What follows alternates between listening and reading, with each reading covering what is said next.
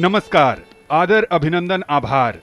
नई दिल्ली के major Dhyanchand national stadium से राष्ट्रीय समर स्मारक के लोकार्पण समारोह के अवसर पर प्रधानमंत्री नरेंद्र मोदी के द्वारा देश के पूर्व सैनिकों के संबोधन कार्यक्रम में आप सबका बहुत बहुत स्वागत। आज का दिन हम सब के लिए गर्व का दिन है। आज माननीय प्रधानमंत्री राष्ट्रीय समर स्मारक देश को समर्पित करेंगे। ये स्मारक आजादी के बाद अलग अलग युद्धों में शहीद होने वाले लगभग 26,000 सैनिकों की याद में बनाया गया है। उसके लोकार्पण के पहले प्रधानमंत्री भारत माता की रक्षा में अमूल्य योगदान देने वाले देश के पूर्व सैनिकों को यहां संबोधित करेंगे। The smiling faces of the veterans shining with pride. You can take a man out of the army, it is said, but you can't take the army out of a man. The Kirti Chakra recipient, Captain R. Subramaniam, has said, "You have never lived until you have almost died. And for those who choose to fight, life has a special flavor the protected will never know." This is the very essence of the Indian soldier, valiant, tough, and ready to lay down his life for the nation in a heartbeat. The National War Memorial is the celebration of the Indian soldier and his courage. Here at the Major Dhyanchand National Stadium, the Prime Minister will address Army veterans in a massive rally, and it is only appropriate that the stadium is named after the wizard of hockey, a soldier of the Indian Army, and a champion of the game of hockey, Major Dhyanchand. ये देश के वो पूर्व सैनिक हैं जिन्होंने कई अवसरों पर अपनी रचनात्मक सोच, अदम्य साहस, शौर्य, पराक्रम और राष्ट्र के प्रति समर्पण के भाव के साथ दुश्मनों के नापाक इरादों को असफल कर तिरंगे की आन को कायम रखा। राजधानी स्थित ये नेशनल स्टेडियम यूं तो कई महत्वपूर्ण खेल गतिविधियों का साक्षी रहा है, लेकिन आज इसमें एक और सुनहरा अध्याय जुड़ रहा है। अब से कुछ देर बाद माननीय प्रधानमंत्री नरेंद्र मोदी और उनके साथ देश की रक्षा मंत्री निर्मला सीतारमण मंच पर आसीन होंगे और वो संबोधित करेंगे देश के अलग अलग हिस्सों से आए भारत के पूर्व सैनिकों को। रक्षा मंत्री श्रीमती निर्मला सीतारमण का आगमन हो चुका है और वो प्रधानमंत्री की आगवानी करने के लिए तैयार हैं और प्रधानमंत्री के इंतजार में इस समय नेशनल स्टेडियम में पूर्व सैनिकों का जोश, उत्साह देखते ही बन रहा है। This is a special day indeed. The National War Memorial, which was proposed almost 6 decades ago, has finally become a reality and will be inaugurated by the Honorable Prime Minister in just a short while from now. But before that, the Honorable Prime Minister will share his thoughts with the soldiers who have gathered here in their thousands from all across the country. With the strength of over 1.4 million active personnel, it is the world's second largest military force and has the world's largest volunteer army. These are the veterans of the services, the stars. It is because of them that we breathe in a safe atmosphere and follow our hearts and our freedom. समय के बदलते दौर के साथ रक्षा प्रणाली में भी बहुत तरक्की देखने को मिली है।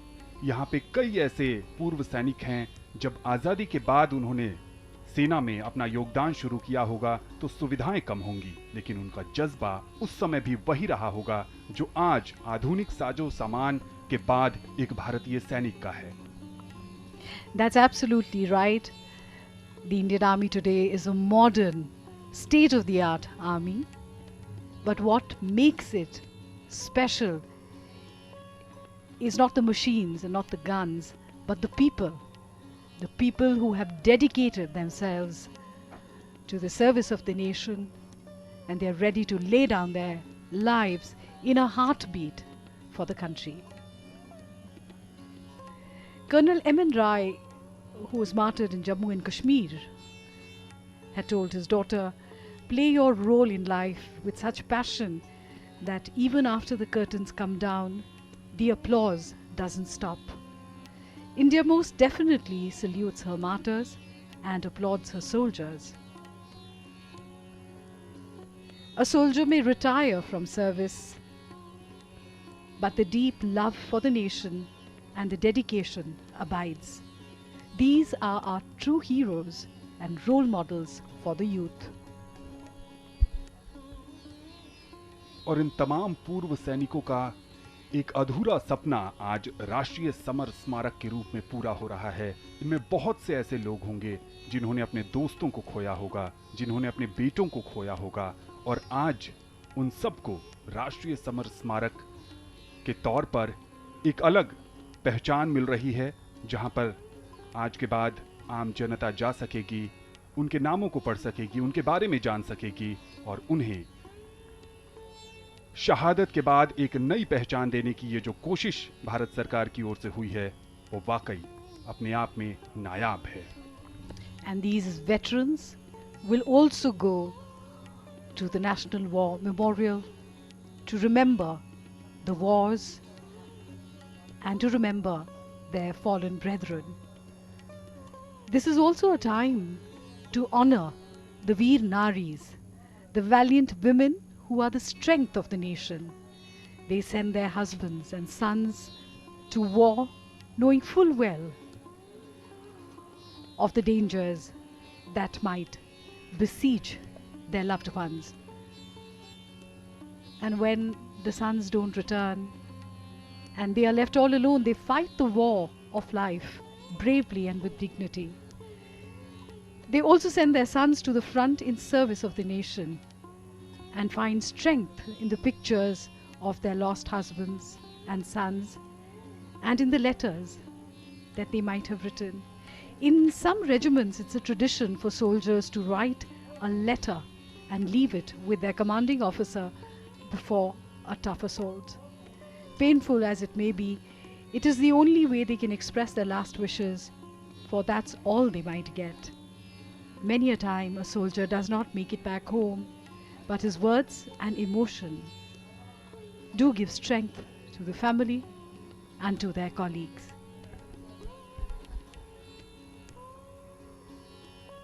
यहाँ बहुत सारे ऐसे भी पूर्व सैनिक हैं जो अपने छोटे छोटे बच्चों को लेकर इस कार्यक्रम में आए हैं, और वो बच्चे शायद इस अनुभव से देश के लिए कुछ कर गुजरने का जज्बा लेकर भविष्य में आगे बढ़ेंगे।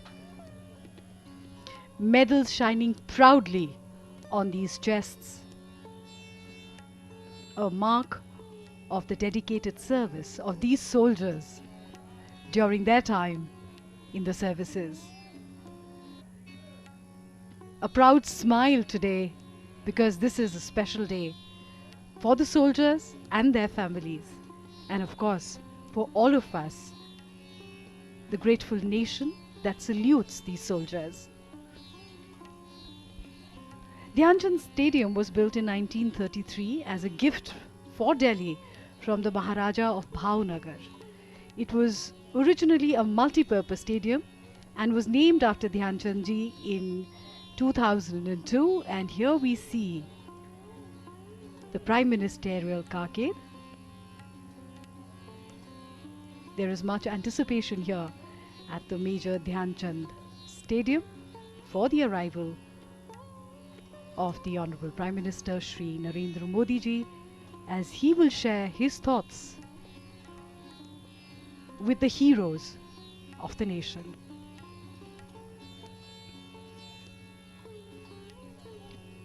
रक्षा मंत्री निर्मला सीतारमण प्रधानमंत्री माननीय नरेंद्र मोदी जी की आगवानी के लिए तैयार।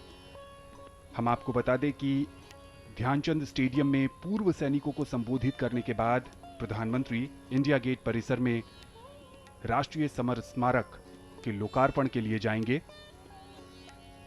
उन्होंने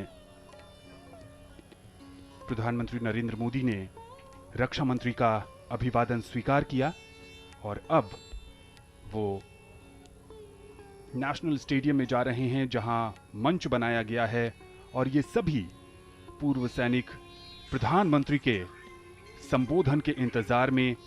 सबसे पहले रक्षा मंत्री का संबोधन होगा और उसके बाद देश के माननीय प्रधानमंत्री नरेंद्र मोदी पूर्व सैनिकों को संबोधित करेंगे।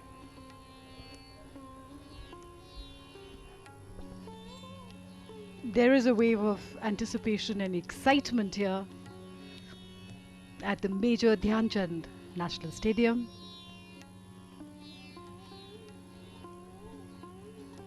as the veterans and their families await the arrival of the Honorable Prime Minister Shri Narendra Modi on the dais. This is one of the most modern stadiums in the country, and though it was 1933, it has been regularly updated and it is a world-class hockey stadium today. Of course, it's used for other purposes as well. As today, we're excited veterans waving to our cameras. Thousands of veterans who have come from all across the country.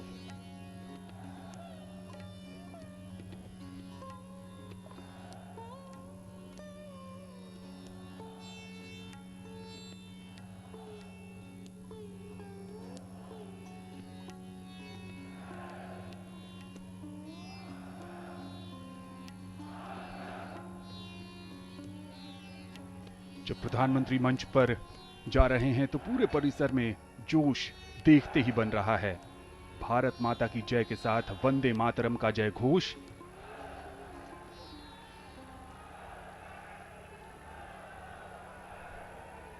प्रधानमंत्री के साथ देश की रक्षा मंत्री निर्मला सीतारमण और उनके साथ रक्षा राज्य मंत्री डॉक्टर सुभाष रामराव भामरे भी मंच पर मौजूद हैं। कृपया बैठ जाएं।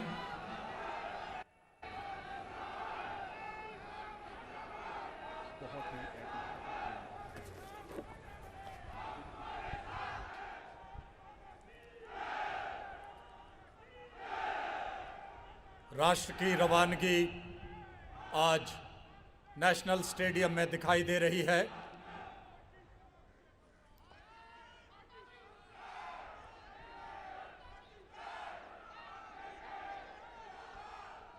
कृपया बैठ जाएं, कृपया बैठ जाएं। मैं गंगा की श्वास हूं, मैं ब्रह्मपुत्र की प्राण हूं, मैं देशभक्त की हूं ज्वाला, दुस्साहस का परिमाण हूं शौर्य की ज्वालामुखी और सिंह की संतान हूं। वंदे मातरम, वंदे मातरम, वंदे मातरम गान और तिरंगे की शान हूं।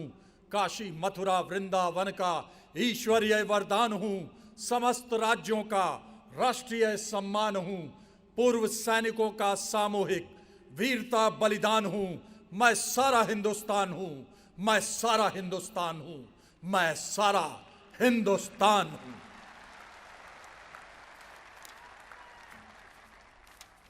माननीय मुख्य अतिथि श्री नरेंद्र मोदी, प्रधानमंत्री भारत सरकार श्रीमती निर्मला सीतारमण, माननीय रक्षा मंत्री डॉक्टर सुभाष भामरे, माननीय रक्षा राज्य मंत्री और यहाँ आए तमाम अग्रज पूर्व सैनिक जिन्होंने हमारे बीते हुए कल को सुंदर, समर्थ, सशक्त बनाया।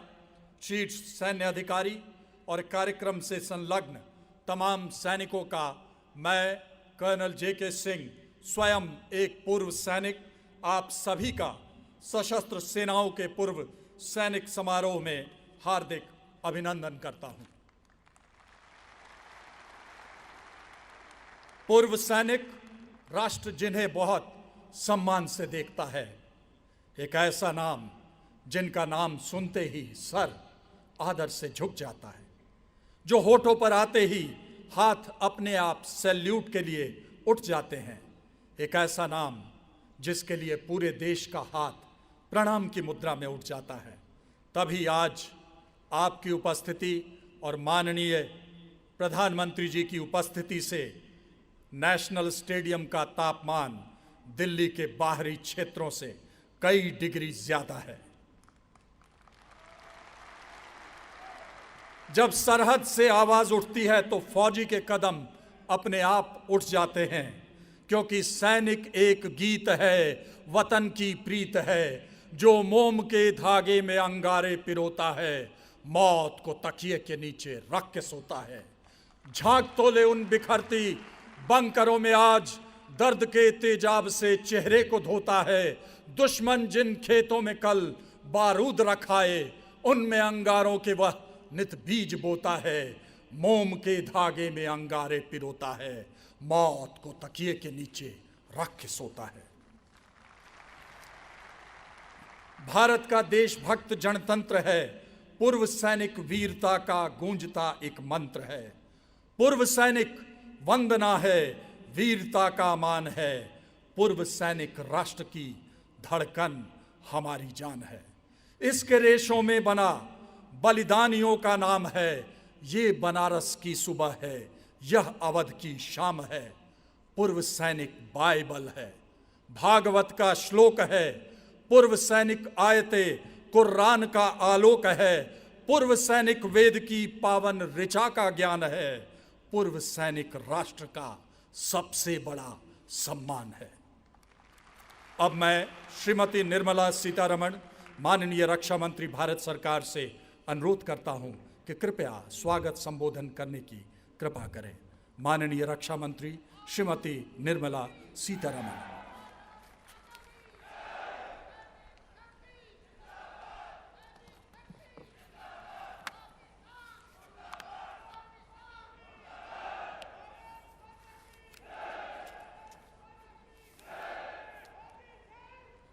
माननीय प्रधानमंत्री जी,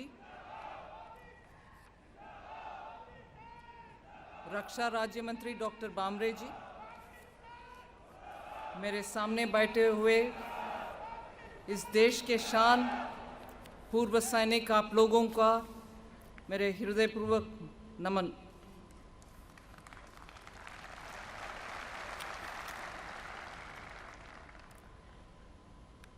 When you go home, tell them all of us, tell them of us, and say, for your tomorrow, we gave our today. I repeat, when you go home, tell them of us, and say, for your tomorrow, we gave our today. The last words of our fallen heroes always reverberate in our hearts. And today, the 25th of February 2019, we are dedicating for our nation a national war memorial of our own. We waited for several decades for this great day. This national war memorial will keep reminding us and the generations to come the valor, the pride, and dedicated selfless service of our soldiers, and will inspire them to pay their respect to our soldiers and be a soldier themselves. Honorable President of India, in his speech during the joint session of Parliament on 9th June 2014, made a commitment of building a national war memorial to honor the gallantry of our soldiers, and today our government, under the leadership of Honorable Prime Minister Narendra Modi ji, has fulfilled that commitment.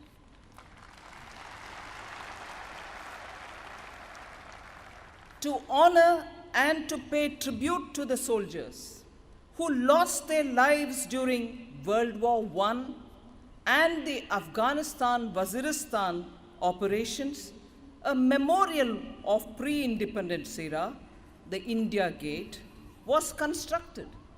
And thereafter, in the year 1972, the Amar Jawan Jyoti was created under India Gate to commemorate the Indo-Pak conflict of 1971. Post-independence, more than 22,500 soldiers, 22,500 soldiers made the supreme sacrifice in our national interest and in defense of sovereignty and integrity of our nation. There was always an inexorable requirement of our own war memorial to pay tribute to our brave soldiers who laid their lives in the line of their duty during the Indo-China War of 1962, India-Pak Wars of 47, 65, and in 1971, the India peacekeeping force operations also in Sri Lanka and in the Kargil conflict. Besides, our soldiers who participated in the UN peacekeeping missions during the HADR, humanitarian assistance and disaster relief operations, and also during counter-insurgency operations and low-intensity conflict operations. At last, after a global design contest, a design was selected which fits our culture and sentiments. I would like to give you a very brief detail of our National War Memorial. The structure is a series of 4 concentric circles or chakras around a main obelisk like the national symbol. The chakras are suitably named as Amar Chakra, Veer Chakra, Tyag Chakra, and the Raksha Chakra. The eternal flame will be in the center. For further details, better see for yourself, and that will give you an opportunity to salute your brothers in arms and who laid their lives for the pride of the nation. On this auspicious occasion, I would like also to congratulate the entire project team, the designers, the architects, the construction engineers, and all other who have associated with the project. It is a marvel of designing. This memorial is so wonderfully designed that it homogeneously merged with the surroundings and gives impression that it existed ever since long. Today, we can proudly say that we have created one more pilgrimage place for we Indians, and expect every Indian citizen will definitely pay a visit to this memorial to pay their homage to our brave soldiers. I am overwhelmed to see you before me in such large numbers, our respected veterans, gathered here from all across the country to witness this landmark event of the year and a dedication for your brethren. I have been informed that a good number of veterans have even come from the northeastern part of this country. And I salute your spirit. After all, it is that which is the armed forces spirit, which have always been respected for. This government always has strived to reach out to our veterans to ensure them of all the possible help, be it welfare measures, resettlement, or medical care. In the last 5 years, we have fulfilled many long pending issues of our serving service personnel, the ex-servicemen, and also of the dependents. The OROP, the National War Memorial, the museum were all pending for years. And it was under the able guidance of our Honorable Prime Minister, who is with us today, we have addressed these issues within a certain time frame. A sum of 10,795.4 crores has been disbursed for the defense pensioners, family pensioners as arrear payments on account of implementation of the OROP. Almost 70,000 wards of the ex-servicemen have been benefited under the Prime Minister's scholarship scheme, and rupees 150 crores have been dispersed since 2014 and 15. One thing we always try to ensure is transparency in the system, and for that, the direct benefit transfer has been introduced. This has helped us in eradicating middlemen from the system as well as fraudulent transactions. We have fulfilled some of the expectations of our veterans and are committed to many more in the coming years. What we need today is your trust in us, trust in the Prime Minister, and the welfare of the veterans is always top on our priority. I know you're all waiting to listen to our Honorable Prime Minister, and I shall not keep you waiting any longer. I now may request the Honorable Prime Minister to address the gathering of the veterans today. Jai Hind.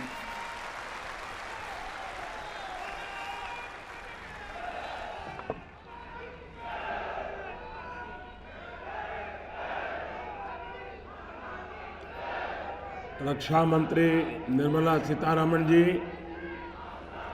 राज्य रक्षा मंत्री श्री सुभाष भामरे जी, देश के कोने कोने से आए आप सभी को आपके प्रधान सेवक का प्रणाम। आप सभी भूतपूर्व नहीं, अभूतपूर्व है, क्योंकि आज जैसे लाखों सैनिकों के शौर्य और समर्पण के कारण आज हमारी सेना दुनिया की सबसे ताकतवर सेनाओं में से एक है। दुनिया के सबसे बड़े लोकतंत्र में आपने अपने शौर्य और समर्पण से जो परंपरा स्थापित की है, वह परंपरा अतुलनीय है। देश पर संकट चाहे दुश्मनों के कारण आया हो या फिर प्रकृति के कारण आया हो, हमारे सैनिक ने हमेशा पहला वार अपने ऊपर लिया है।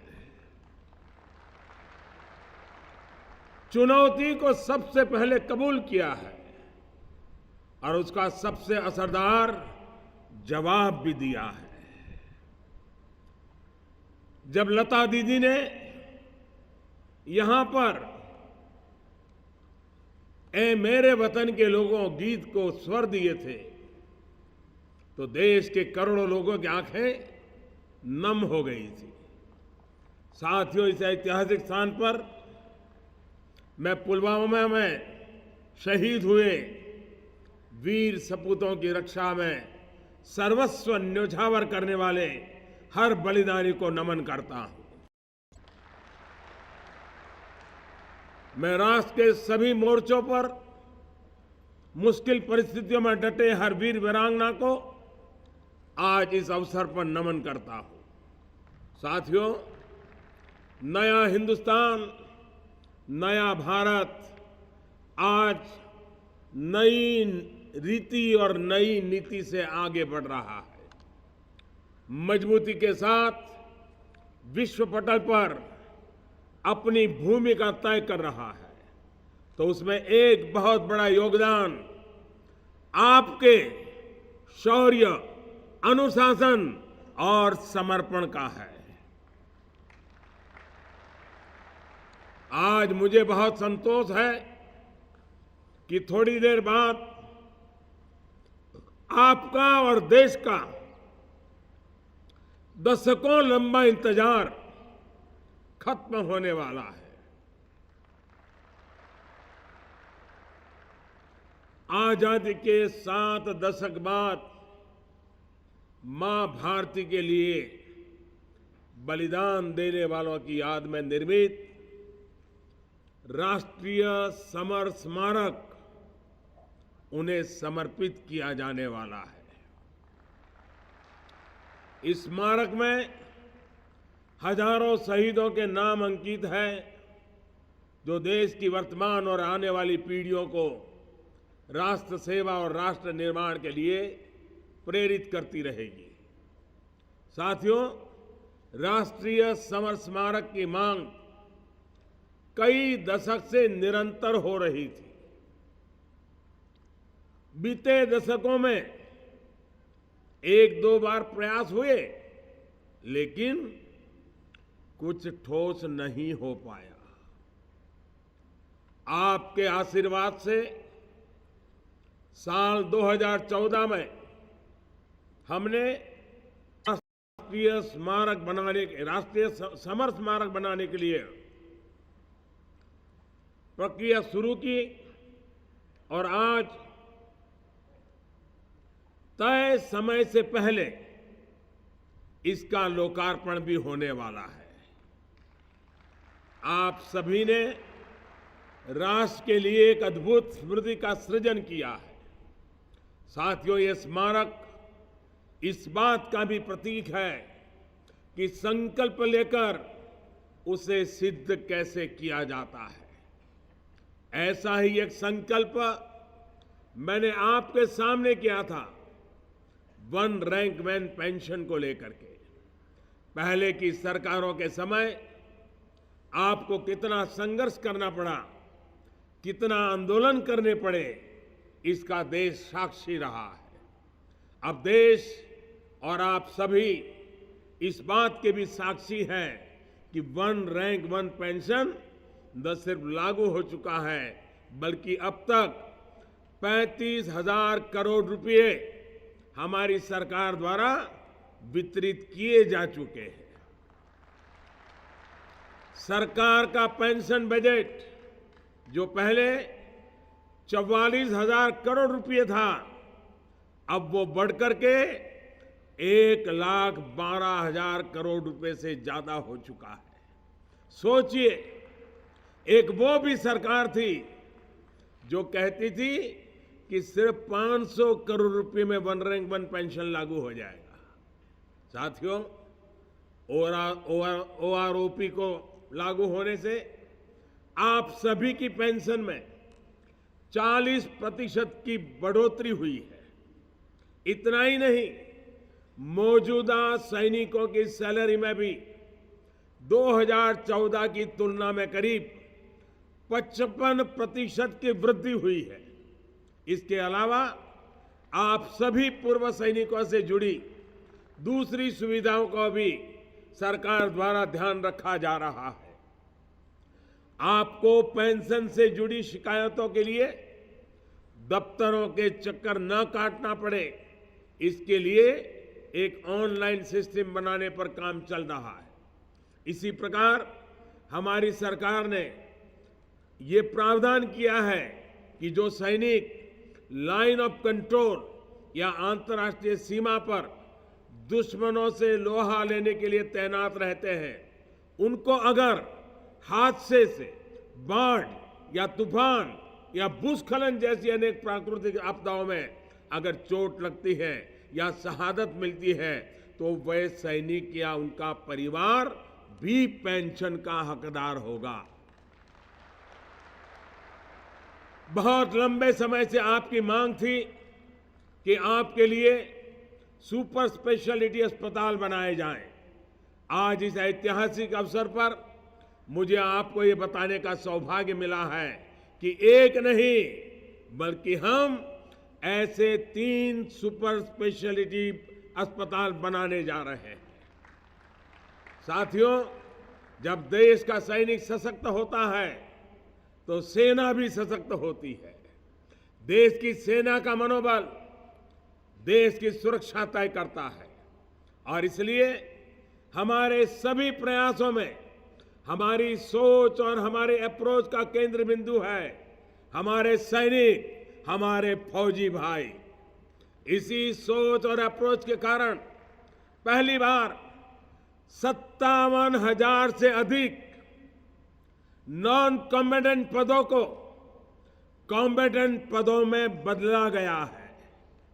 इसी सोच के कारण सैनिक की क्षमता बढ़ाने के लिए उन पर डेयरी फार्म जैसे कार्यों के बोझ को भी हटाया जा रहा है। और इसी सोच के कारण जब भी army day, navy day, air force day आदि मनाए जाते हैं तो उस कार्यक्रम का एक अभिन्न अंग होता है हमारे सैनिकों द्वारा किए गए इनोवेशंस का प्रोत्साहन। सैनिकों का सम्मान हो, उनके शौर्य और अदम्य साहस के बारे में देश के बच्चे बच्चे को जानकारी हो, इसी सोच के साथ हमने 15 अगस्त 2017 को गैलेंट्री अवार्ड्स का पोर्टल भी लॉन्च किया। देश की सुरक्षा में समाज के सभी वर्गों की भागीदारी आवश्यक है और स्वाभाविक रूप से होनी भी चाहिए। इसी सोच के साथ पहली बार महिलाओं को फाइटर पायलट बनाने का अवसर मिला है। सेना में भी बेटियों की भागीदारी को और मजबूत करने के लिए भी निरंतर फैसले लिए जा रहे हैं। मिलिट्री पुलिस की टोटल कोर में 20% तक महिलाओं की भर्ती के लिए कदम उठाए जा रहे हैं। शॉर्ट सर्विस कमीशन के माध्यम से नियुक्त महिला अधिकारियों को भी उनके पुरुष समकक्ष अधिकारियों की तरह स्थायी कमीशन देने का फैसला लिया गया है। साथियों, देश की सेना को आत्मनिर्भर बनाने की दिशा में भी हम लगातार काम कर रहे हैं। जिन फैसलों को कभी नामुमकिन समझाता था, उन्हें हम मुमकिन बना रहे हैं। हमने रक्षा उत्पादन के पूरे इकोसिस्टम में बदलाव की शुरुआत की है। लाइसेंसिंग प्रक्रिया से एक्सपोर्ट की प्रक्रिया तक हम पूरे सिस्टम में पारदर्शिता और लेवल प्लेइंग फील्ड ला रहे हैं। रक्षा क्षेत्र में विदेशी निवेश को प्रोत्साहन देने के लिए भी हमने कदम उठाए हैं। अब 49% तक एफडीआई ऑटोमेटिक रूट से किया जा सकता है और कुछ क्षेत्रों में 100% एफडीआई का भी प्रावधान किया गया है। डिफेंस प्रोक्योरमेंट प्रोसीजर यानी रक्षा सामानों की खरीद में भी हमने बड़े बदलाव किए हैं। इसमें मेक इन इंडिया को प्रोत्साहन दिया जा रहा है। आपको जानकर आश्चर्य होगा कि हमारी प्राइवेट सेक्टर, जिसे रक्षा उत्पादन में एंट्री करने में भी हिचकिचाहट होती थी, 2014 के मुकाबले अब 3 गुना ज्यादा निजी कंपनियां डिफेंस सेक्टर के प्रोडक्ट्स बना रही है। हम डिफेंस प्रोक्योरमेंट प्रक्रिया को निश्चित समय में पूरा करने के लिए भी प्रयासरत है। इसके लिए रक्षा मंत्रालय और सर्विस हेडक्वार्टर्स की फाइनेंशियल पावर्स, उनके वित्तीय अधिकार में बढ़ोतरी भी की गई है। और यह पहली बार हुआ है कि हमारे ऑर्डिनेंस फैक्ट्री बोर्ड के आयुध कारखानों को 250 से अधिक नॉन कोर आइटम के भार से भी हमने मुक्ति दे दी है। अब हमारी सेनाएं बिना किसी एनओसी यानी नो ऑब्जेक्शन सर्टिफिकेट के इन आइटम्स को निजी क्षेत्र से खरीद सकती है। साथियों, भारतीय सेना की शक्ति को आज वैश्विक पटल पर सम्मान भी दिया जा रहा है। एक ऐसी सेना जो शांति की स्थापना के लिए हथियार उठाती है। भारत वो देश है जिसने संयुक्त राष्ट्र शांति सेना के लगभग 70 में से 50 बड़े मिशनों में अपने 2 लाख से ज्यादा सैनिक भेजे हैं। भारत वो देश है जिसके सबसे ज्यादा सैनिक इन शांति अभियानों में शहीद हुए हैं। भाइयों और बहनों, ये हम सभी के लिए गौरव की बात है कि आज हमारे प्रयासों में दुनिया के बड़े बड़े देश हमारे साथ कंधे से कंधा मिलाकर चलना चाहते हैं। यही कारण है कि 2016 में हमारे इंटरनेशनल फ्लीट रिव्यू में 50 देशों की नौसेनाओं ने हिस्सा लिया था। यही कारण है कि एक के बाद एक देश हमारे साथ रक्षा सहयोग के समझौते करना चाहते हैं। यही कारण है कि हमारी सेनाएं मित्र देशों की सेनाओं के साथ हर साल औसतन 10 बड़ी ज्वाइंट एक्सरसाइज कर रही है। साथियों, हमारे वैश्विक विजन की वजह से ही आज विश्व में भारत की सेनाओं का एक अलग सम्मान है। आज यदि हिंद महासागर से पायरेसी करीब करीब समाप्त हो गई है, तो इसका बहुत बड़ा श्रेय भारतीय सैन्य शक्ति और उसकी अंतर्राष्ट्रीय साझेदारियों को जाता है। हमारी सरकार की इन कोशिशों के बीच आपको पहले क्या हो रहा था, कैसे हो रहा था, इसकी भी जानकारी आवश्यक है।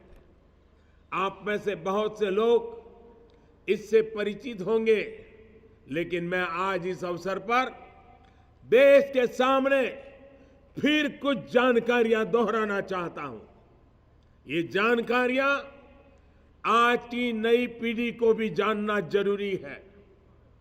खुद को भारत का भाग्य विधाता समझने वाले लोगों ने देश के वीर बेटे बेटियों के साथ अन्याय करने के साथ ही सैनिकों और राष्ट्र की सुरक्षा से भी खिलवाड़ करने में कोई कसर नहीं छोड़ी थी।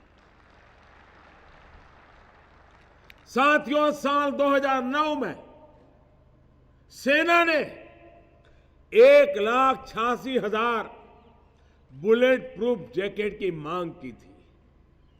बिना बुलेट प्रूफ जैकेट के हमारा जवान दुश्मनों की सेना की गोलियों और आतंकियों की छापामार कार्रवाई का सामना कर रहा, अपनी जान की बाजी लगाकर आतंकियों के साथ खतरनाक एनकाउंटर कर रहा था। साथियों, 2009 से लेकर 2014 तक 5 साल बीत गए, लेकिन सेना के लिए बुलेट प्रूफ जैकेट नहीं खरीदी गई। ये हमारी ही सरकार है जिसने बीते 4.5 वर्षों में 2,30,000 से ज्यादा बुलेट प्रूफ जैकेट खरीदे हैं। अब आप बताइए, हमारे जवानों को सुरक्षा कवच से वंचित रखने का पाप किया गया कि नहीं किया गया? ये पाप, ये कलंक किसके माथे पर है? साथियों, जवानों के साथ देश की सुरक्षा के साथ भी ऐसी ही आपराधिक लापरवाही बरती गई है। पहले सरकार चलाने वालों का रवैया सेना को लेकर कैसे रहा, ये मुझसे ज्यादा आप जानते हैं। सेना और देश की सुरक्षा को उन लोगों ने अपनी कमाई का साधन बना लिया था। शायद शहीदों को याद करके उन्हें कुछ मिल नहीं सकता था, इसलिए उन्हें भुलाना ही उन्हें आसान लगा। साथियों, बोफोर्स से लेकर हेलीकॉप्टर तक सारी जांच का एक ही परिवार तक पहुंचना बहुत कुछ कह जाता है।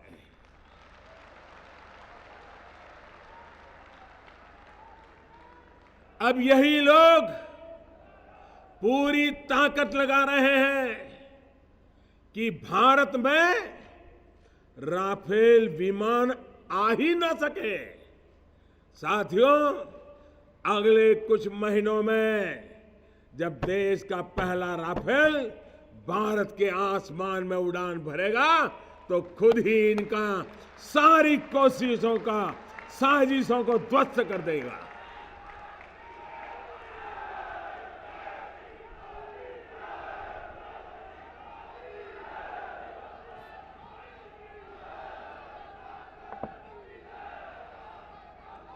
साथियों, देश की सेना को मजबूत करने के लिए हमारी सरकार उसे अत्याधुनिक एयरक्राफ्ट, हेलीकॉप्टर, पनडुब्बियां, जहाज और अन्य हथियार से युक्त कर रही है।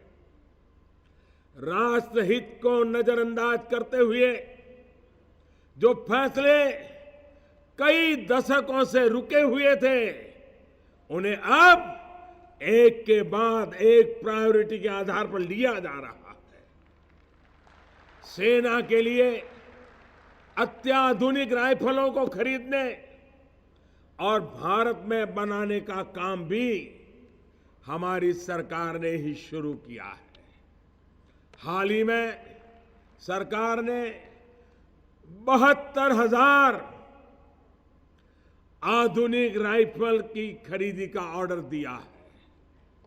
साथ ही हमारी सरकार ने 25,000 करोड़ रुपए का एम्यूनिशन यानी गोला बारूद और गोलियां मिशन मोड में खरीदी है।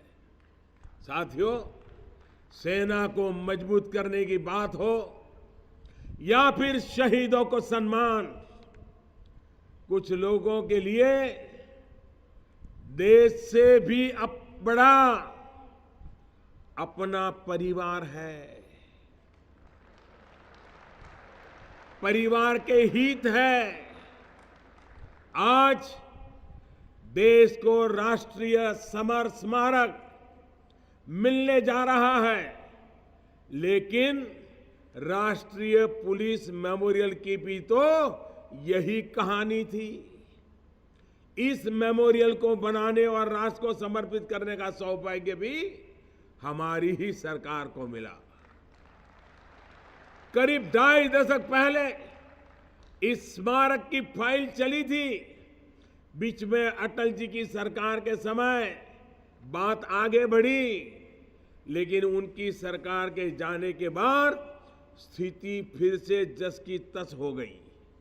साथियों, आज देश का हर फौजी, हर नागरिक ये सवाल पूछ रहा है कि आखिर शहीदों के साथ, हमारे नायकों के साथ ये बर्ताव क्यों किया गया।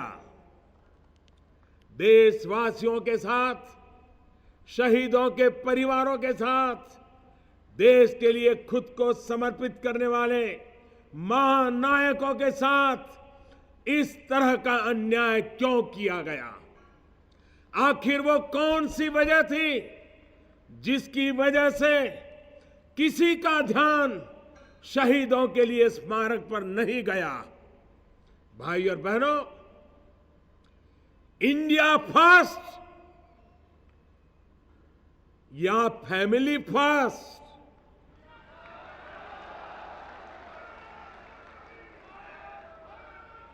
इंडिया फर्स्ट और फैमिली फर्स्ट का जो अंतर है, वही इसका जवाब है।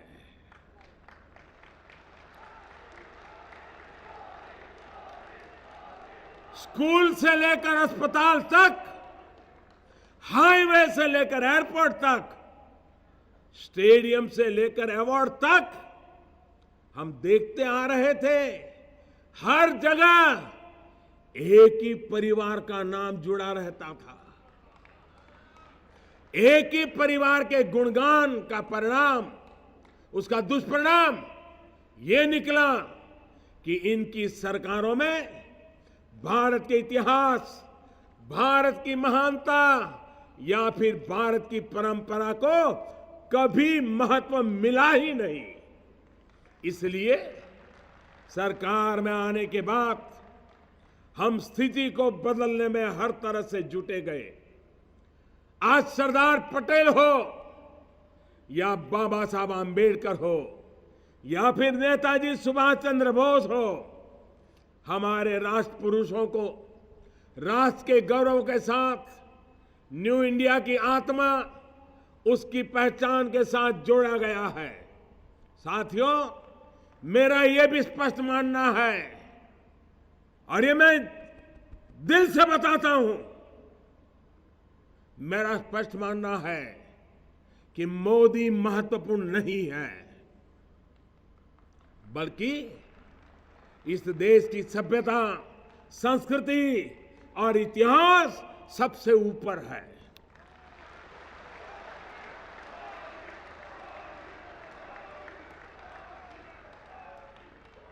मोदी याद रहे न रहे, परंतु इस देश के करोड़ों लोगों के त्याग, तपस्या, समर्पण, वीरता और उनकी शौर्य गाथा अजर अमर रहनी ही चाहिए।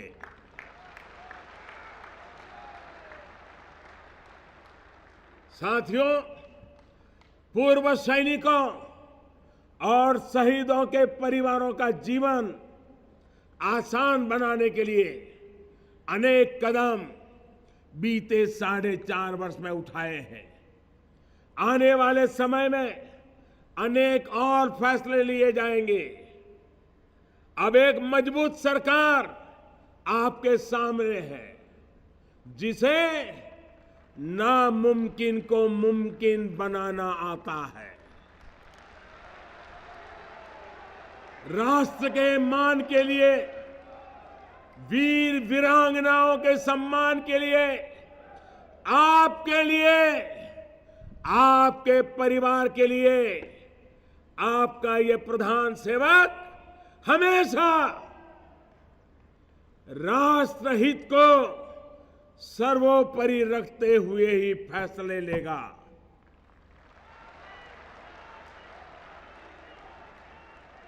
देश की सुरक्षा, देश की प्रगति, देश का विकास मेरे लिए ये लक्ष्य इतने पवित्र है कि मैं हर मुश्किल, हर साजिश, मेरी राह में आए हर रोड़े से लड़ने के लिए तैयार हूं। एक बार फिर राष्ट्रीय समर स्मारक के लिए देश के हर सैनिक, शहीदों के परिवार और सभी देशवासियों को बहुत बहुत बधाई देता हूं। और मैं देश के लिए जीवन लगा देने वाले, जिंदगी खपा देने वाले, जिए भी तो देश के लिए, मरे तो भी देश के लिए, जिए तो भी तिरंगे के लिए, मरे तो भी तिरंगा ओढ़ करके, ऐसे हर किसी को मैं आज नमन करता हूं, प्रणाम करता हूं और मेरी बात को समाप्त करते हुए आपसे आह्वान करता हूं। आइए मेरे साथ बोलिए, भारत माता की, भारत माता की, भारत माता की, वंदे वंदे वंदे वंदे वंदे वंदे।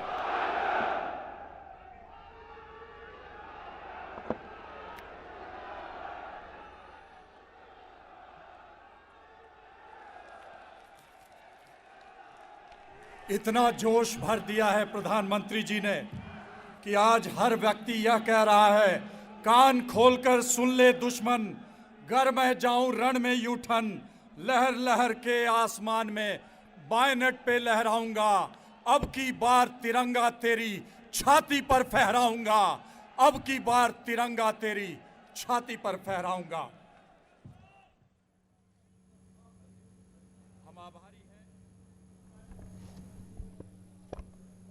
The Honorable Prime Minister was addressing veterans of the three services on the occasion of the inauguration of the National War Memorial.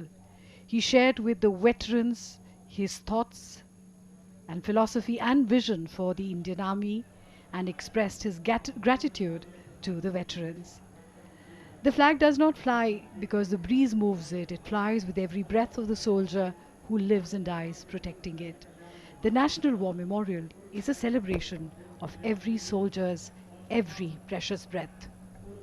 मान और सम्मान की खातिर शीश यहाँ झुक जाया करते हैं, लहू देश को देने वाले दुनिया से कब मिट जाया करते हैं, प्राण न्योछावर करने वाले दिल में सदा जिंदा रहते हैं। मां भारती के वीर सपूत हमेशा हम सबको प्रेरित किया करते हैं। प्रधानमंत्री के ओजस्वी भाषण के बाद अब उनका काफिला इंडिया गेट परिसर की ओर बढ़ेगा, जहां राष्ट्रीय समर स्मारक देश को समर्पित किया जाएगा। तो यहां से जो पूर्व सैनिक देश के अलग अलग हिस्सों से आए हुए हैं, उनमें से भी ज्यादातर लोग उस ऐतिहासिक क्षण का गवाह बनने इंडिया गेट परिसर की ओर जा रहे हैं, जहां अपने आप में एक अनूठा स्मारक आज देश को समर्पित होगा। लगभग 40 एकड़ के क्षेत्र में इस स्मारक को रिकॉर्ड 1 वर्ष के अंदर तैयार किया गया है।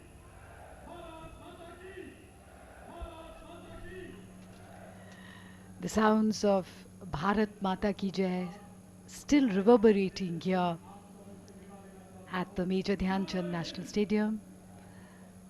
There is a lot of josh here in the veterans.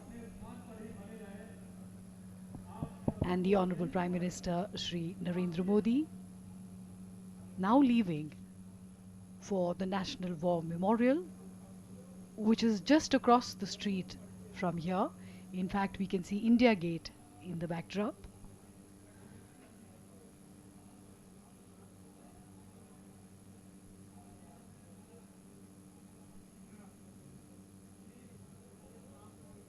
The iconic India Gate, where the Amar Jawan Jyoti is lit in memory of the Amar Jawan, the eternal soldier. And today, a new war memorial, the first of its kind in the country, to celebrate the martyrdom of each and every soldier who has laid down his life for the nation.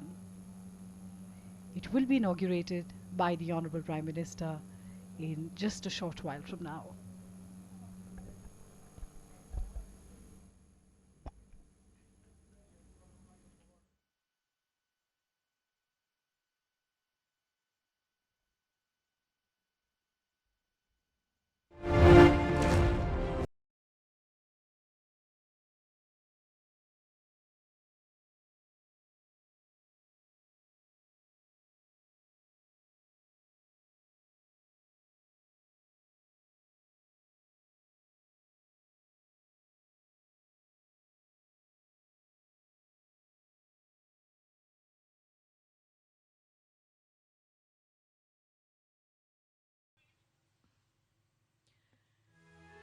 India Gate in the heart of New Delhi.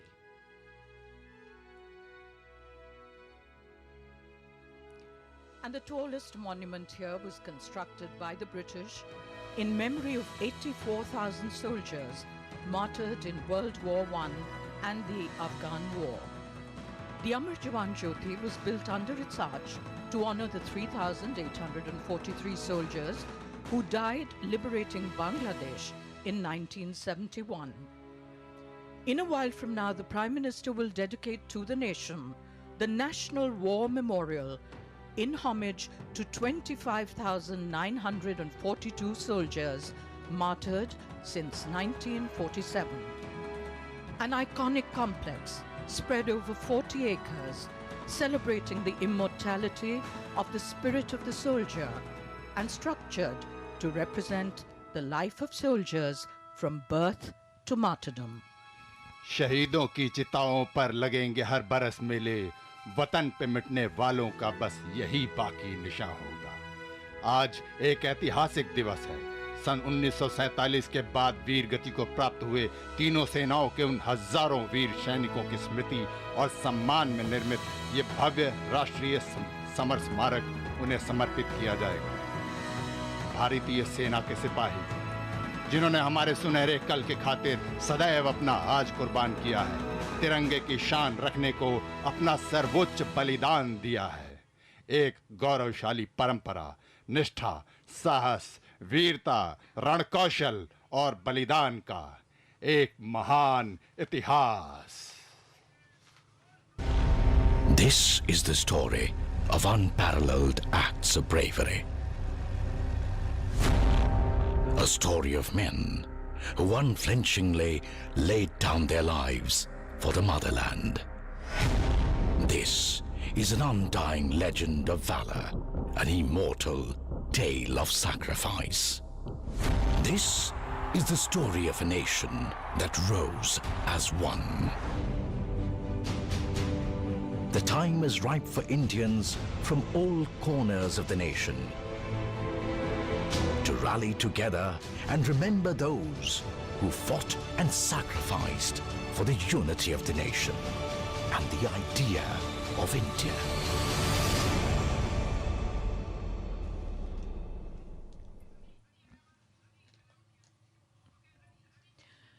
The Prime Minister's motor arriving here. The Prime Minister will first visit the Param Yodha Sthal. He'll be received here by Raksha Mantri, Raksha Rajya Mantri and the 3 service chiefs, also the Defence Secretary. Prime Minister Narendra Modi now being received by Nirmala Sitharaman, meeting with the 3 service chiefs. थल सेनाध्यक्ष general Bipin Rawat, नौसेनाध्यक्ष admiral Sunil Lanba, वायुसेनाध्यक्ष air chief marshal BS Dhanoa.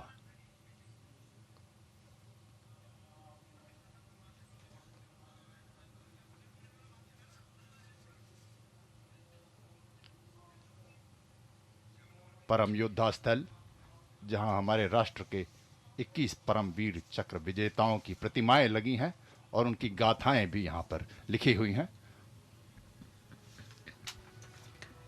Paramvir चक्र भारत का सर्वोच्च सैन्य अलंकरण, जो शत्रु की उपस्थिति में सर्वोच्च कोटि की शूरवीरता एवं त्याग के लिए प्रदान किया जाता है।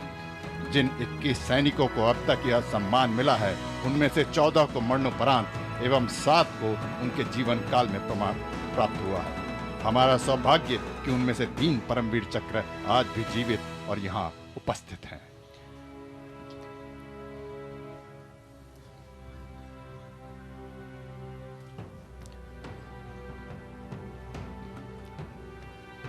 The Prime Minister Narendra Modi now entering the Param Yodha Sthal. Almost an ethereal space to revere and connect with India's legendary heroes. प्रवेश पर लगा सबसे पहले है एक भित्ति चित्र। प्रधानमंत्री सबसे पहले उस भित्ति चित्र का अवलोकन करेंगे, उनको उसके बारे में बताते हुए।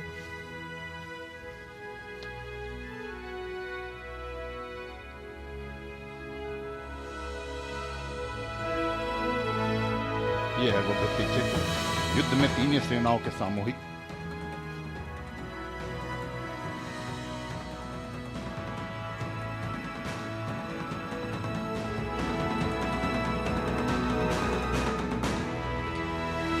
Prime Minister now about to enter the Param Yodha Sthal.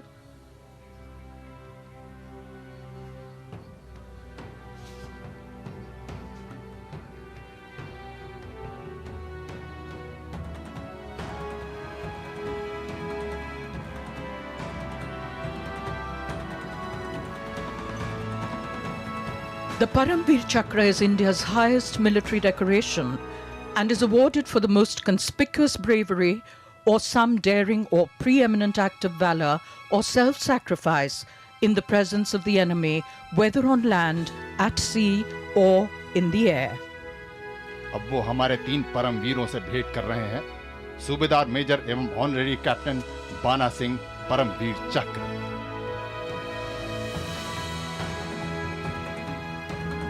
सूबेदार मेजर योगेंद्र सिंह यादव, परमवीर चक्र।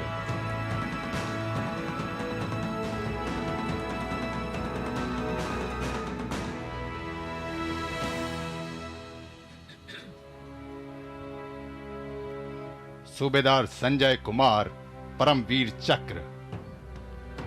ये हमारे राष्ट्र के जीवंत महानायक।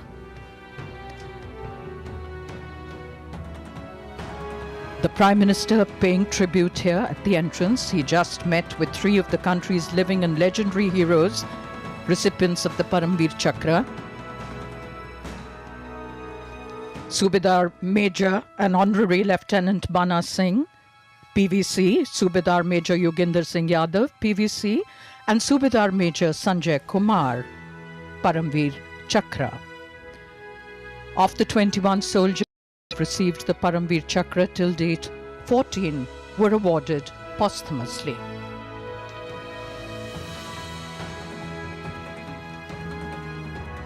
प्रधानमंत्री मूर्तियों की ओर अग्रसर। सबसे प्रथम मूर्ति है मेजर सोमनाथ शर्मा परमवीर चक्र की।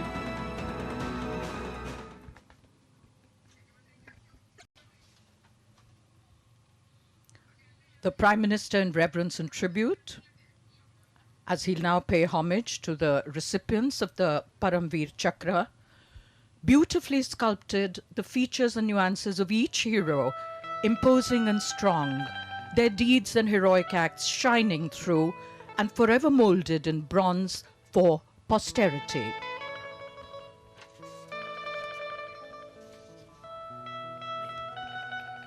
ये है मेजर सोमनाथ शर्मा परमवीर चक्र पोर कुमाऊं अभियान भारत पाकिस्तान युद्ध 1947-48।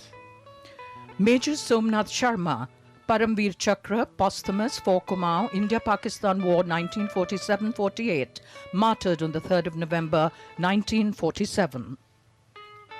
अब वो अपने अगले परमवीर की ओर अग्रसर।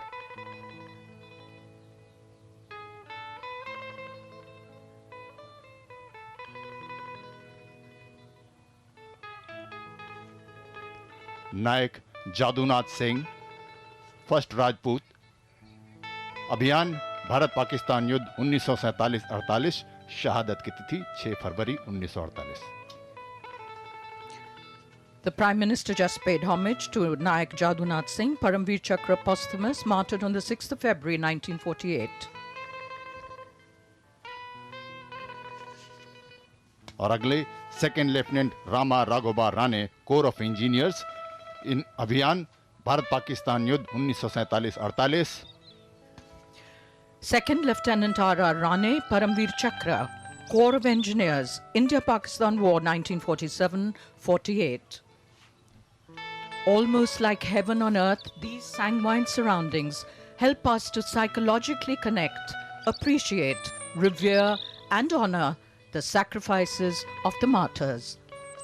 अगले परमवीर कंपनी हवलदार मेजर पीरू सिंह, 6 राजपुताना राइफल्स, अभियान भारत पाकिस्तान युद्ध 47-48 और शहादत की तिथि 18 जुलाई 1948। Company Havildar Major Piru Singh, Paramveer Chakra posthumous, martyred on the 18th of July 1948.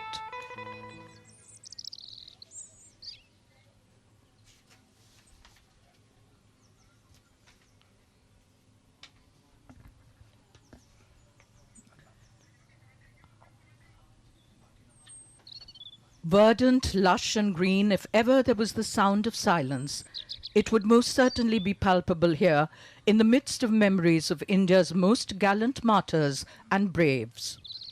इन चारों के अलावा lance Naik Albert Ekka, second lieutenant Arun Khetarpal, major Hoshiar Singh, flying अफसर Nirmaljit Singh Sekhon, major Parameswaran, Naib Subedar Bana Singh, captain Manoj Kumar Pandey, rifleman Sanjay Kumar, grenadier Yogendra Singh Yadav, captain Vikram Batra, lance Naik Karam Singh एवं कैप्टन गुरबचन सिंह सलारिया।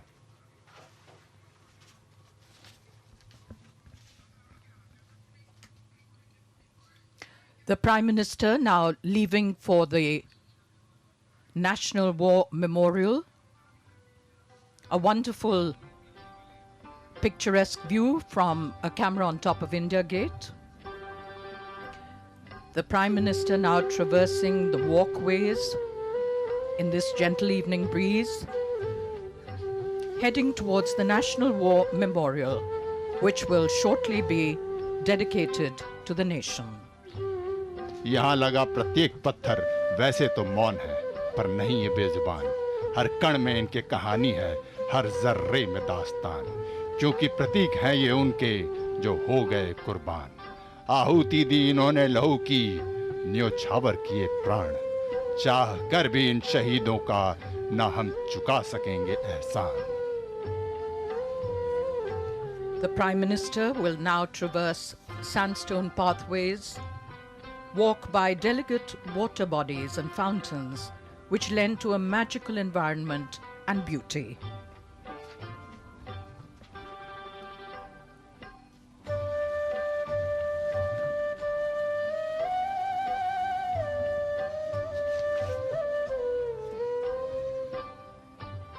सात अक्टूबर 2015 को केंद्रीय मंत्रिमंडल ने 18 दिसंबर सन 2015 को भारत सरकार ने स्वीकृति प्रदान की इस स्मारक के निर्माण की। इसके लिए एक श्रेष्ठ वास्तुकला की रूपरेखा का चयन के लिए एक अंतर्राष्ट्रीय स्तर की प्रतियोगिता आयोजित की गई और एक गहन एवं विस्तृत प्रक्रिया के पश्चात इसका निर्माण प्रारंभ हुआ। और आज वो ऐतिहासिक व पवित्र दिवस जब देश के प्रधानमंत्री श्री नरेंद्र मोदी समस्त देशवासियों की ओर से इस स्मारक को इस देश के शहीदों को समर्पित करेंगे। Gentle water bodies and ornate jalis. War memorials are silent symbols of heroism, sacrifice and patriotism, and are looked upon with utmost reverence across the world. Citizens of the country visit war memorials to remember and honor the sacrifices of our soldiers or to grieve for their kin who've laid down their lives for the country. When a soldier stands in homage, a sea of silent emotions flow through his body and mind as he remembers battles fought and fallen comrades. Prime Minister Narendra Modi nearing the National War Memorial. आज से ये राष्ट्रीय summer स्मारक देश के एक अत्यंत महत्वपूर्ण श्रद्धा स्थल में परिवर्तित हो जाएगा, एक तीर्थ बन जाएगा। And there coming to view an obelisk 15.5 meters high located in the Amar Chakra, the circle of immortality. This would be akin to the sanctum sanctorum of the war memorial. In a while from now, the Prime Minister will light the flame and lead the nation in paying homage to the immortal soldier. 40 एकड़ में फैले इस गोलाकार स्मारक के 4 चक्र हैं। सबसे बाहर है रक्षा चक्र। पेड़ों से बना रक्षा चक्र दिखाता है कि एक वृक्ष की भांति कैसे हमारे जवान भारतीय सीमाओं की रक्षा के लिए सदैव तत्पर रहते हैं। इसके बाद आता है त्याग चक्र, जो पत्थरों से तराशी गई 2 पंक्तियों का है। उसके बाद तीसरा चक्र यानी वीरता चक्र, दीवारों पर बनी कांस्य की कलाकृतियों में भारतीय सेना के तीनों प्रभावकों की वीरता की कहानी अंकित है। और अंत में इस स्मारक के बीचों बीच स्थित है अमर चक्र, जिसके केंद्र में है 15 मीटर ऊंचा स्तंभ, जो दिखाता है कि हमारे सशस्त्र बलों का हौसला अडिग है, अटल है। The circle of bravery, the Veer Chakra, the Tyag Chakra, the circle of sacrifice, all integral to the memorial, and the Rakshak Chakra, trees and nature as sentinels.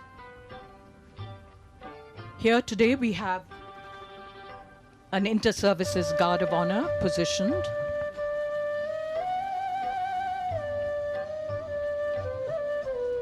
प्रधानमंत्री स्मारक का अवलोकन करते हुए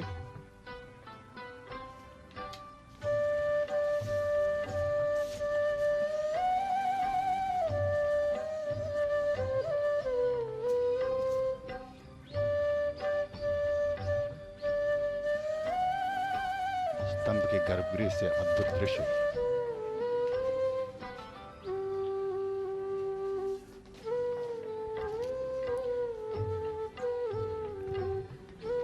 As part of the consecration ceremony, blessings of 5 religious teachers will be sought as they chant verses and prayers.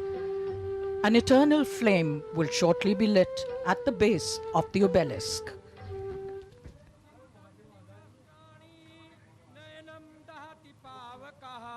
न चैनम क्लेदयन्तापो न शोचयति मारुतः हतो वा प्राप्स्यसि स्वर्गं जित्वा वा भोक्ष्यसे महिं तस्मादुत्तिष्ठ कौन्तेय युद्धाय कृतनिश्चयः। ओम शांति। औज़ु बिल्लाहि मिनश शैतानिर रजीम। बिस्मिल्लाहिर्रहमानिर्रहीम वला तक़ूलू लिमन युक़्तलु फ़ी सबीलिल्लाहि अमवात बल अहयाउन वलाकिन ला तशऊरून सदक़ल्लाहुल अज़ीम। इको अंकार सतनाम करता पुरख निरभव निर्वैर अकाल मूरत अजूनी सैभंगुर प्रसाद देह शिवावर मोहे ए शुभ कर्मन ते कबो न टरो ना डरो अरसों जब जाए लरो निश्चय करे अपनी जीत करो अर सिखो अपने ही मन को ए लालच हो गुण तो उचरो जब आव की ओद निधान बने अत हिरण में तब जूझ मरो। The word of the God says, I have fought the good fight, I have finished the race, I have kept the faith. Now there is in store for me the crown of righteousness, which the Lord, the righteous judge, will award me on that day. And not only to me, but also to all who have longed for his appearance. In the name of the Father, the Son, and the Holy Spirit. Amen. Mutsu sangye nawa taye dan, yasu jo tuje chimbo dan, yondo simba tuje tonam la, sangye chanse pa me kujik, dike ngotso pa do me pa ye, dewa chanje chawe chinkan, dani dena tsebo gyumata, kewa chanje padma chobar, dedo kena nande jabdo sho, dike dage molan tabar, chocho sangye chanse tamje ge, gime dubra jingye labdo, teya ta panje deya awa buddha na yeso ha.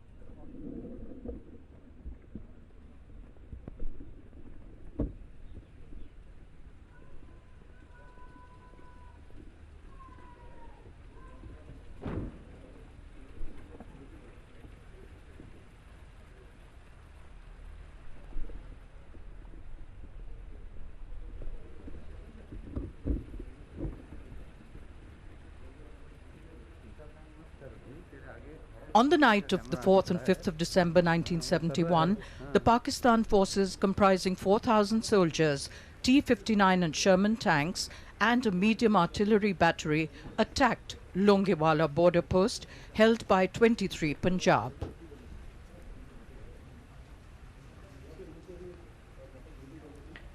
The Battle of Ganga Sagar. This was one of the most fiercely fought battles in 1971. 14 Guards was given the task of capturing heavily fortified Pakistani military positions. With meticulous planning, Indian troops commenced their offensive.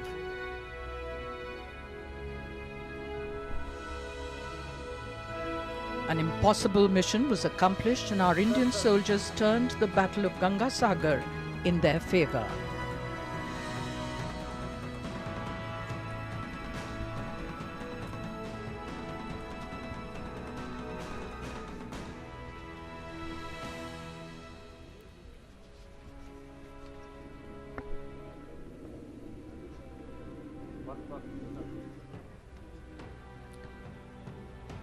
The third artistic display here in the gallery, the Battle of Titwal. This was one of the fiercest and longest battles fought during the India-Pakistan conflict of 1947-48. Pashtun tribal militia had crossed the border and occupied strategic positions.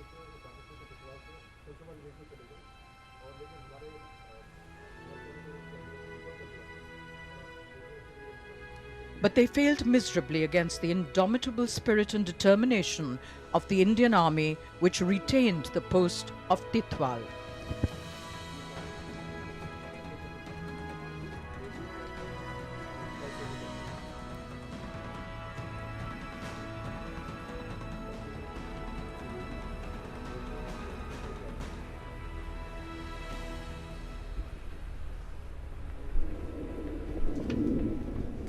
वीरता चक्र, जहां पर 6 कांस्य की कलाकृतियां भारतीय सेना के 6 अभियानों को दर्शाती हैं।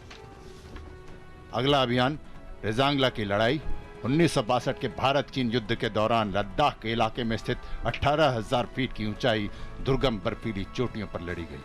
18 नवंबर 1962 चीन की सेना ने भारी दल बल के साथ रेजांगला स्थित भारतीय पोस्ट पर हमला बोल दिया। पोस्ट पर हमारी 13 कुमाऊं रेजिमेंट की एक कंपनी तैनात थी। उन्होंने मुंह तोड़ जवाब दिया। चीनी सेना को भारी नुकसान हुआ और वो वापस चले गए। अगली लड़ाई ऑपरेशन मेघदूत 1987। भारत की उत्तरी सीमा के सियाचिन ग्लेशियर क्षेत्र में लड़ा जाने वाला एक चुनौतीपूर्ण सैनिक अभियान है। पाकिस्तान के कायदे आजम पोस्ट को भारतीय सैनिकों ने कब्जा कर लिया था।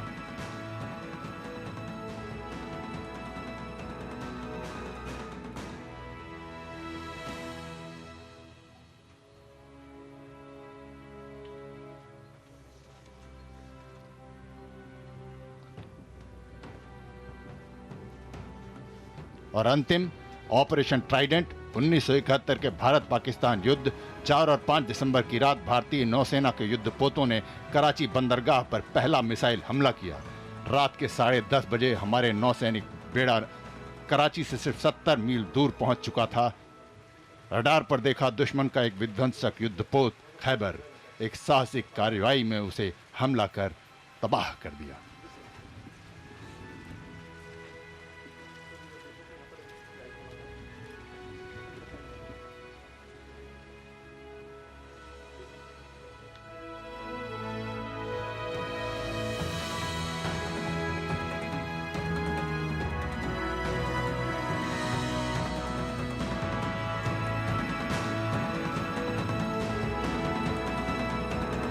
प्रधानमंत्री वीरता चक्र से बाहर आते हुए, जैसा कि बताया, इसमें से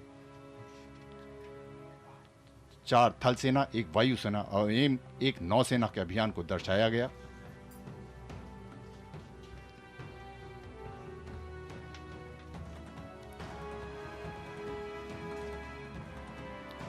The National War Memorial now bathed in magical light.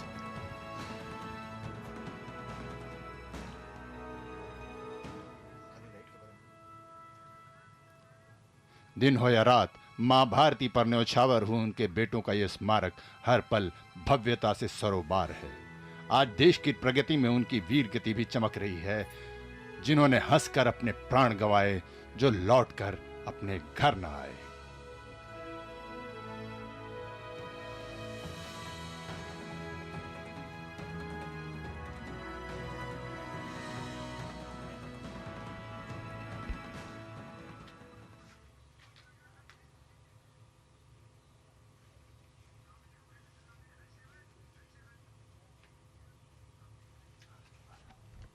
और अब त्याग चक्र 25,942 शहीदों के नाम इन शिला पट्टिकाओं पर स्वर्णाक्षरों में अंकित हैं।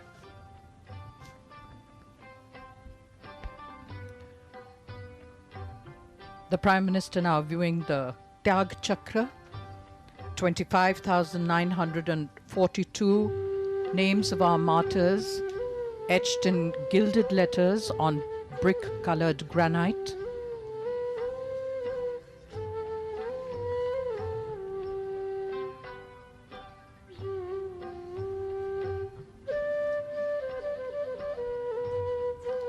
अलग अलग अभियानों के लिए अलग अलग दीवारें हैं यहां पर।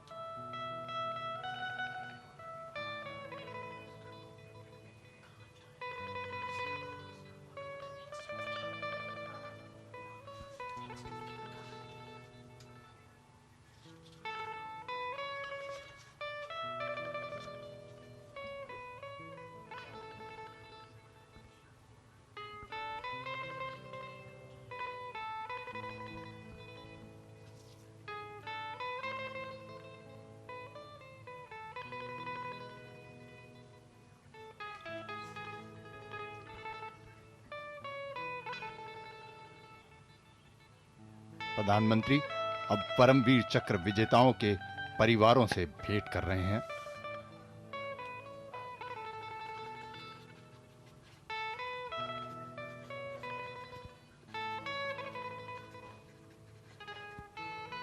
न सिर्फ ये परमवीर चक्र विजेता, किंतु उनके परिवार भी, पूरा राष्ट्र उनका कृतज्ञ है। The Prime Minister meeting with the next of kin of the recipients of the Paramveer Chakra.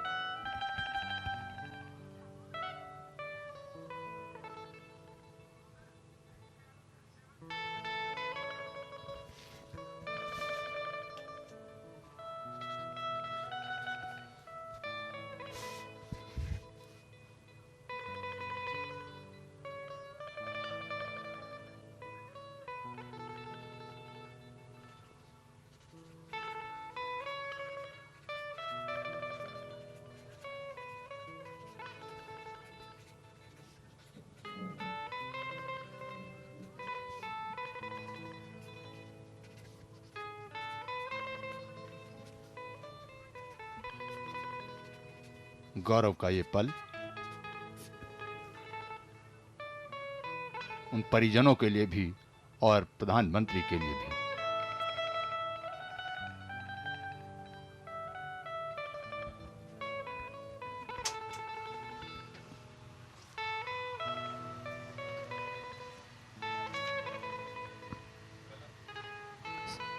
Such a very special moment in time for everyone here.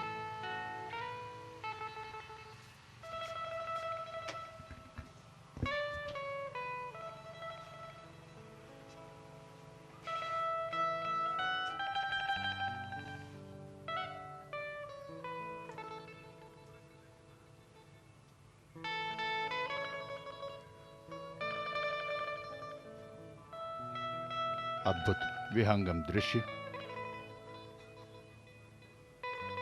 कुछ परिजन इतने वृद्ध, वो भी यहाँ पर अपने श्रद्धा सुमन अर्पित करने के लिए आए हैं। प्रतीक उनके प्रेम का, श्रद्धा का। न सिर्फ अपने उस परमवीर चक्र से, बल्कि इस राष्ट्र से भी।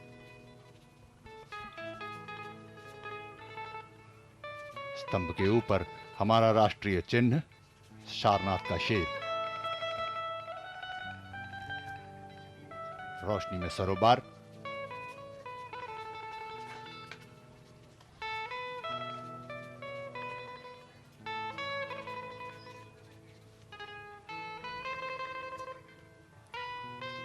ईंट और पत्थर का बना यह स्मारक आज जीवंत हो उठा।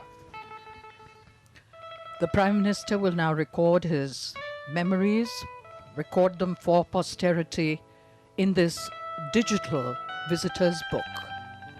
अंत में माननीय प्रधानमंत्री इस राष्ट्रीय समर स्मारक को देश को समर्पित करने के पश्चात आगंतुक पुस्तिका में अपने विचार व्यक्त करते हुए राष्ट्र का अपने शहीदों के प्रति कृतज्ञता।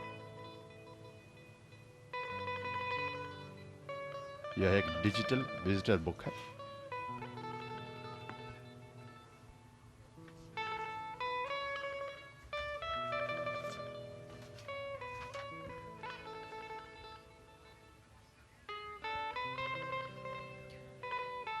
The brilliance of the National War Memorial shines through the heart of New Delhi and indeed across the country.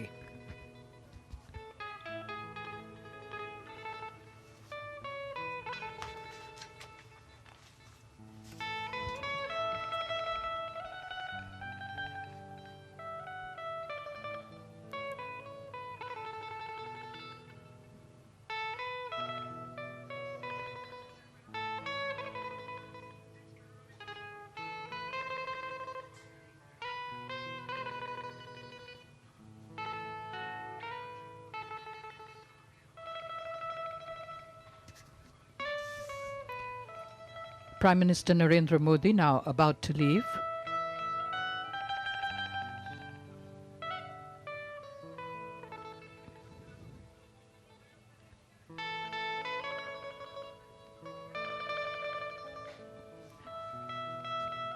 Being seen off by the Raksha Mantri and the three service chiefs.